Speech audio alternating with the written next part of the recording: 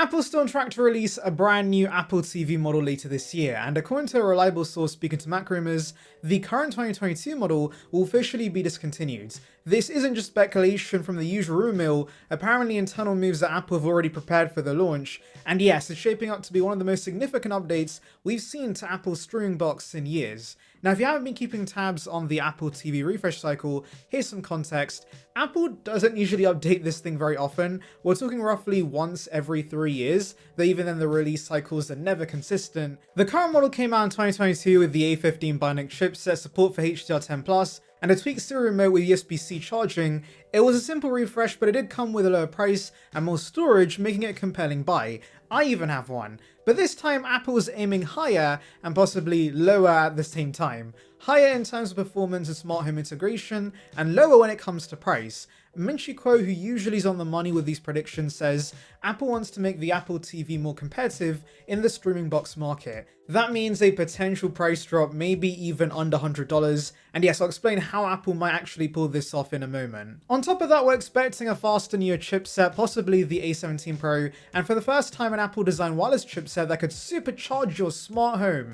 That sounds like something Apple's marketing team would say, but it really is quite exciting. And for those keeping an eye on Apple's other living home products, the same report about this wireless chipset does suggest the HomePod mini is likely to get a refresh this year as well. But for now, the focus is firmly on the Apple TV, the product that might finally get the upgrade it deserves after nearly 3 years. So let's break it down from design to gaming, network to pricing, and figure out if the 2025 Apple TV 4K might be worth your money. Apple's entertainment box has always been one of those quietly brilliant products. It doesn't get the hype of a flashy iPhone reveal or a shiny new MacBook Pro, but it's something many rely on every single day. I use mine constantly and it's been rock solid. That's why this year's refresh is interesting. It's not just a spec refresh, it's potentially a strategic shift. Design first, or rather the complete lack of a new one, early rumors suggest the 2025 Apple TV 4K will basically look identical to the current 2022 model. Same small matte black plastic box, same minimalist look, same hide it behind the TV and forget it's there vibe.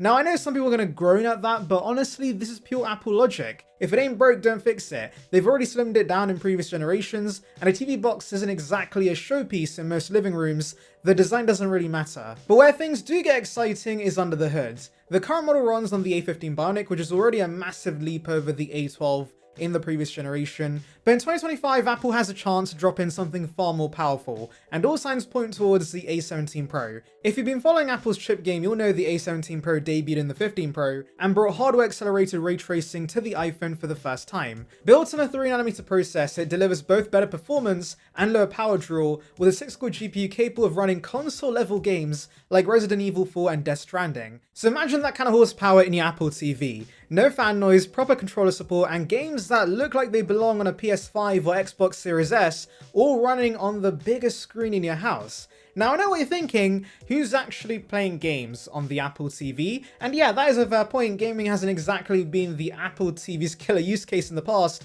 but Apple's been pushing for gaming harder across all their platforms lately, and having a more powerful chipset in the box opens a door for more possibilities, even if only a slice of users actually take advantage of it. There is a catch though, the A17 Pro is expensive to manufacture because it's based on TSMC's tricky N3B process. Apple has always been cautious about overspending on Apple TV hardware, so there's a possibility we'll see the A16 instead, the same chipset in the iPhone 15, or even the base A18, which is newer but potentially less GPU focused, and most importantly, easier to produce. The final choice might come down to cost, especially if Apple's targeting that sub $100 price point.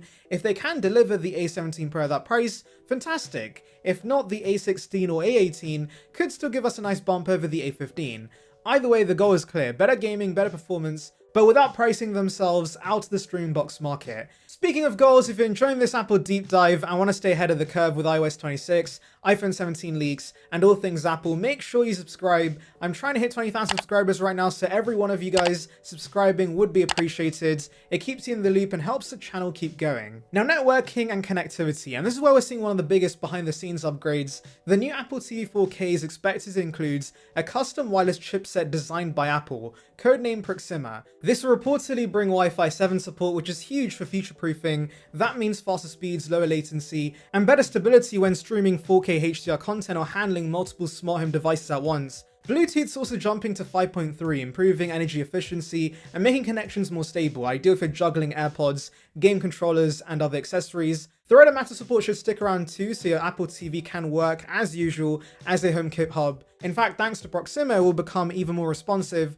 syncing smart home data faster, more reliably. And then there's the pricing bombshell. Minchico suggests this model could be less than $100, possibly $99 or less. That would be a massive change for Apple, who's always positioned the Apple TV as a premium streaming box. Right now, the entry-level 64GB Apple TV 4K is $129, so we're talking about a meaningful price cut here. That could finally put Apple on a level playing field with devices like the Fire TV 4K Max and Roku Ultra. There were rumors that Apple was floating around with the idea of an Apple TV stick, but they decided not to release it because it would cheapen the brand, which is surprising now considering Apple's making the TV box cheaper. And to be honest, Apple sells plenty of cheap products, so I was a bit confused by that report, but regardless, it's good news the actual box is getting cheaper. And previously I had theorized that Apple might still keep the current Apple TV 4K as a cheap option, maybe $89, while offering the A17 Pro version for a higher price. But this new report from MacRumors specifically mentions the old model is being discontinued, so we know for sure the new Apple TV is the one getting the price cut. Launch timing? All signs point towards late 2025, between September and December, which makes sense considering we saw the last model launch in that time frame as well. We might see announced alongside the iPhone 17 or as a quiet October press release like the 2022 model. Either way, I wouldn't expect Apple to spend more than 5 minutes talking about this at an event, unless they're tying it into something bigger like a push into gaming or smart home control. Which brings us to the bigger picture. There have been rumors for a while that Apple's working on a hybrid Apple device that combines an Apple TV, a HomePod speaker, and a FaceTime camera. The idea is simple: one living room device that handles your streaming, your music, your video calls, and your home automation, all in one. We haven't heard concrete updates on that project in over a year, but it fits perfectly with Apple's overall direction. On top of that, there's also talk about a smart home display, think HomePod meets iPad mini, that can mount on a wall and act as a control center for your home. It might include Apple TV features like AirPlay or the Apple TV app, further blurring the lines between Apple's living room devices. Right now though, the Apple TV already has an ecosystem advantage. FaceTime calls on the big screen using your iPhone as the camera?